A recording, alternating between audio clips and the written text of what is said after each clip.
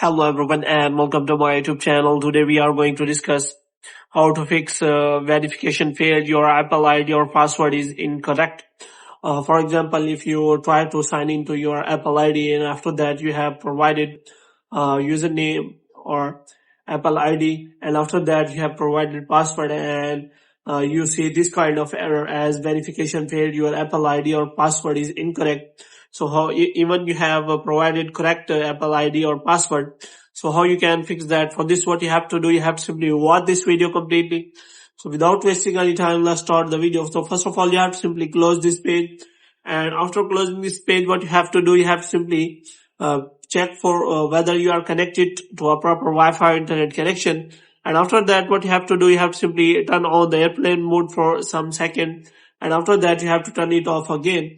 And the next thing you have to do is you have to simply go to settings, and after that you have to go to general, and here what you have to do, you have to scroll it down until you find the option of transfer or reset iPhone.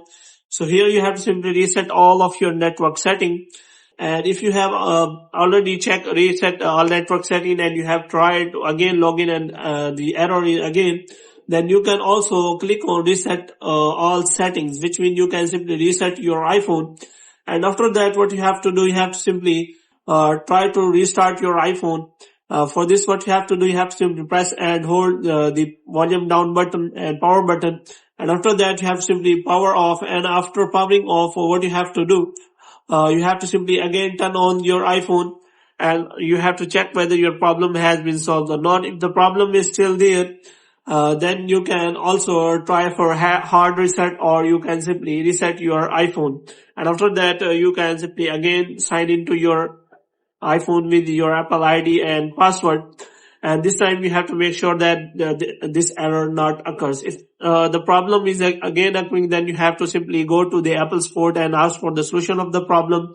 And you can also go to Apple discussion and whether check anyone has the same problem and how they have solved it. So in this way you can simply solve that error. So hope you have liked this video. If you get more videos like this, you can subscribe our channel.